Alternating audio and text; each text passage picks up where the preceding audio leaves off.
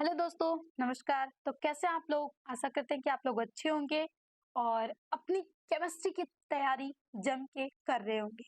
आपको अब एक लास्ट एग्ज़ाम बचा है, ये लास्ट ही आपके पास समय है और ये देखिए, ये एग्ज़ाम्स टाइम भी बार-बार आने वाले नहीं है। जैसे कोई भी फेस्टिवल या जो भी चीज़ें हैं वो दोबारा नहीं आती हैं, तो वैसे भी आपके 12th के भी ये जो पढ़ने का टाइम है, ये भी दोबारा नहीं आएगा। तो इससे भी आप अच्छे से मतलब हाँ, कि हमने इतनी अच्छे से तैयारी की थी, इतना पढ़ा था, आप आगे ये कह सको। तो आपको एकदम अच्छे से अपनी तैयारी करनी है, हर एक टॉपिक को जो भी आपको मतलब आपके टीचर सजेस्ट कर रहे हैं, तो आप चाहे जहाँ से भी पढ़ रहे हो, बस उनको देख के एक बार उनको खुद से पढ़ के बस उनको तैयार कर लो उन क्वेश्चंस को और अगर आप तैयार कर लेते हो, तो आपको केमिस्ट्री में अच्छे नंबर लाने से कोई रोक नहीं सकता है।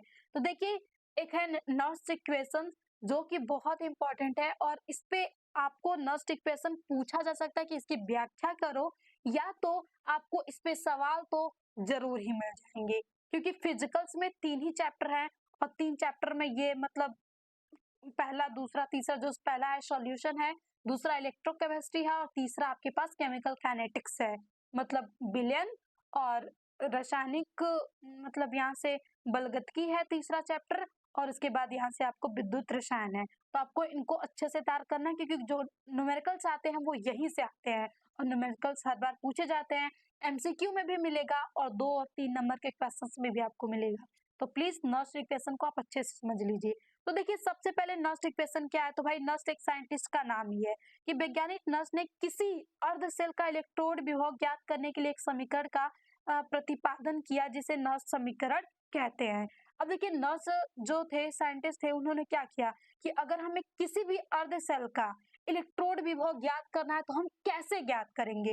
तो उसी के संबंध में इन्होंने अपना समीकरण दिया था कि अगर हम इस समीकरण का यूज करके किसी भी अर्ध सेल का विद्युत विभव मतलब निकाल सकते हैं, तो इन्हीं के समीकरण को हम नष्ट समीकरण कहते हैं। तो ये समीकरण आपके पास होता है E equal to E naught minus R T N F log E अपचयन अवस्था ऑक्सीकरण अवस्था। अब इससे आपको ज्यादा कुछ न समझ में आया हो तो आप करिएगा ना कि अब तो ये मुझसे नहीं होने वाला है। आइए हम देखते हैं। जैसे कि ये हमारे पास एक अर्ध अभिक्रिया हो गई। जैसे देखिए, कोई भी होती है, 2 अभिक्रियाएं 2 से मिलके पूरी होती है, या तो उसमें ऑक्सीकरण होता है या तो उसमें अपचयन होता है। 2 चीजें होती है ना, तभी तो हम उसे रेडॉक्स अभिक्रिया बोलते हैं। तो ये एक अर्ध अभिक्रिया हमने ले लिया है कि Mn प्लस इस पे चार्ज है, मतलब ये इधर इक्वस फॉर्म में है और वो इलेक्ट्रॉन्स लेकर सॉलिड फॉर्म में बन जा रहा है। ये एक अर्ध अभिक्रिया हो गई। तो अब हम कैसे यूज करेंगे? तो देखिए, ई हम लिखेंगे यहाँ से, इसको तो सही है।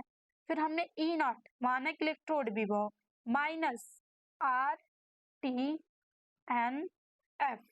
अब देखिए, सॉरी, लॉग लॉग ई। अब देखिए, जब लॉग ई को चेंज करते हैं ना तब 10 बेस के फॉर्म में लिखा जाता है।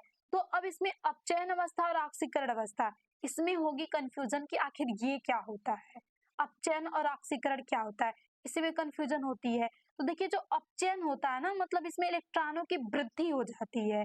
तो हमने यहाँ पे तो एक एम मतलब मेटल्स माना है। अगर हम एग्जाम्पल्स के लिए ले ले कि जैसे कि हमने लिया था कॉपर और ये 2+ और यहाँ से 2 इलेक्ट्रॉन्स लेके ये चेंज हो गया आपके पास कॉपर सॉलिड में, यानी इस पे 2+ चार्ज लगा है। तो जनरली आपके पास कॉपर का इलेक्ट्रॉनिक विनाश होता है, मतलब इसमें परमाणु की संख्या 29 होती है, लेकिन इसने 2 दे दिया है तो यहाँ पे 27 इलेक्ट्रॉन है। लेकिन हम यहाँ पे देख रहे हैं तो इसने किसी को नहीं दिया है, इस पे कोई भी चार्ज नहीं है, तो यानी इसके पास पूरे के पूरे 29 इलेक्ट्रॉन हैं। तो हम इसमें यहाँ से यहाँ जाएं तो आप देख रहे हैं कि इलेक्ट्रॉनों में क्या हो रही है, वृद्धि देखने को मिल रही है। तो जब भी अगर वृद्धि हो रही है तो हमें पता है कि यहाँ पे वृद्धि हुई है, तो यहाँ पे क्या हो रहा है, अपचयन हो रहा है। तो यानी कॉपर यहाँ पे अपचयित हो गया है। तो वैसे यहाँ पे मेटल्स लिखा है तो Ms को हम क्या करेंगे, S का मतलब सॉलिड है तो हम ऊपर लिख लेंगे, यही अपचयन अवस्था है। और नीचे ये किस फॉर्म में है, ऑक्सीकरण अवस्था में है कि यहाँ पे इसने दिया है, तो ये ऑक्सीकरण अवस्था में है तो हम यहाँ पे Mn+ एक्वस फॉर्म में लिख देंगे। तो यहाँ पे जो कुछ भी हो, कॉपर हो, आयरन हो, चाहे जो भी मेटल्स आप यूज करना चाहे कर सकते हैं। तो यही होता है आपके पास ऑक्सीकरण तथा अपचयन अवस्था। तो ये हो गया आपके पास नॉस्ट इक्वेशन। अब भाई इसमें क्या कौन सी चीजें हैं हमें कुछ समझ में नहीं आ रहा है, तो हम उसको देखते हैं। देखिए सबसे पहले ई जो है ये इलेक्ट्रोड विभव है, इलेक्ट्रोड विभव, और जिसको ज्ञात करने के लिए हमारे नर्स साहब ने समीकरण दिया था। अब ई नॉट क्या है, तो भाई ई नॉट जो है वो मानक इलेक्ट्रोड विभव है, मानक इलेक्ट्रोड विभव।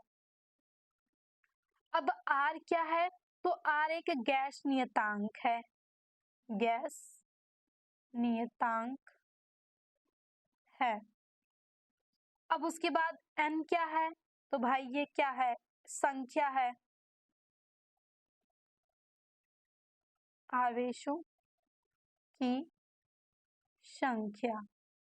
अब f क्या है, तो f है आपके पास फैरेड, f मतलब फैरेड। अब इसका जो मान होता है वो होता है 9600, मतलब 6500, यानी मतलब 96,500 आप बोल सकते हो f का मान होता है। तो जब भी हम यहाँ पे मान लिए लगाते हैं तो f का मान हमें इतना ही रखना होता है। और t क्या है भाई हमारे पास, तो t मतलब तो ताप ही होगा, कुछ और नहीं होगा, यहाँ से t ताप ही है। अब उसके बाद log है, तो log आप जैसे यहाँ पे हटाते हो तो e, तो यहाँ पे log बेस 10 आ जाता है, तो log बेस 10 यूज करके आप यहाँ पे जो मान आएगा उसके अनुसार आप यहाँ पे जो भी मान रखना चाहें रख सकते हैं। तो इतनी चीजें होती हैं आपके पास नॉस्ट इक्वेशन में कि E जो है इलेक्ट्रोड विभव है, E नॉट मानक इलेक्ट्रोड विभव है, R गैस नियतांक है, N जो है आवेशों की संख्या है, F क्या है, तो ये फैरेड है, और ये 96,500 इसका मान होता है, और T आपके पास टेम्परेचर है।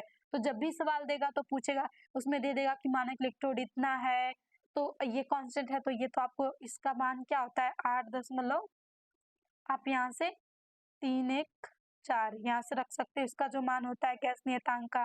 फिर आप टेम्परेचर कुछ दिया होगा, फिर फैरेड का मान आपको पता ही है, फैरेड रख लोगे, वहां पे दिया रहेगा कि कितने इलेक्ट्रॉन या कितने आवेश जा रहे हैं, तो वो n का मान हो जाएगा। तो आप विभव यहाँ से क्या कर सकते हो, निकाल सकते हो। तो यही था नॉस्ट इक्वेशंस।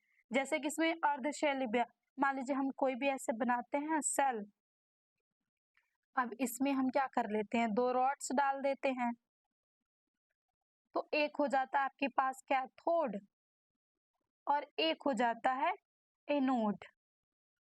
ये हो गया आपके पास कैथोड एनोड इलेक्ट्रोड। अब एनोड पे जो होता है वो हमेशा ऑक्सीकरण होता है, ऑक्सीकरण।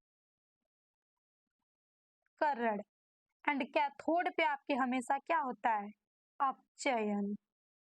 तो यहाँ से आप निकाल सकते हो, अब उसमें देगा जो भी सवाल देगा तो अपचयन निकालोगे, और इन नोट पे क्या चीजें आपको तैयार रहनी चाहिए, और ये क्या सॉल्यूशन में डुबोया हुआ है।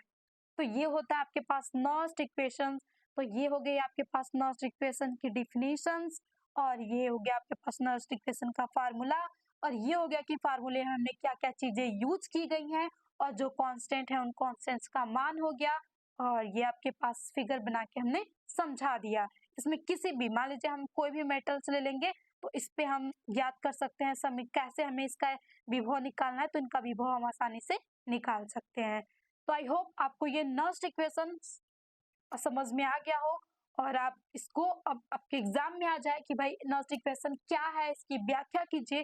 तो 3 नंबर में आप पूछता है, और 3 नंबर में अगर आप इतना लिख देते हो तो आपको एग्जामिनर पूरे के पूरे 3 नंबर यहाँ से दे के जाएगा।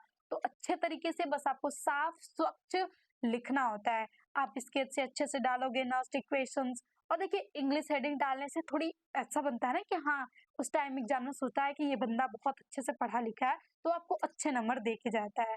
तो आपको ऐसे डालोगे, फिर उसके बाद डेफिनेशंस लिखोगे, फिर फार्मूला लिखोगे, फिर फार्मूले में क्या क्या चीजें हैं जहाँ पे ये सारे आप उसको डिफाइन कर दोगे। और मान लीजिए अगर आपको ये नहीं पूछा, तो अगर आपको सारी चीजें पता है कि इस फार्मूले में क्या क्या चीजें हैं और ये फार्मूला लर्न है, तो आपको जब भी इस पे क्वेश्चन आएगा तो आप यूं क्वेश्चन को कर लोगे। तो क्वेश्चन प्रैक्टिस भी कराई जाएंगी, तो आप सबसे पहले इन सारे टॉपिक को अच्छे से क्लियर कर लीजिए, ताकि हम क्वेश्चंस भी करें तो हमें कोई भी दिक्कत ना हो। तो अब इसी के साथ अब मिलते हैं नेक्स्ट सेशन में। अगर आपको ये वीडियो हेल्पफुल लगे तो प्लीज अपने दोस्तों को भी शेयर करें, ताकि उनकी भी हो सके हेल्प। और इसी के साथ मिलते हैं नेक्स्ट सेशन में।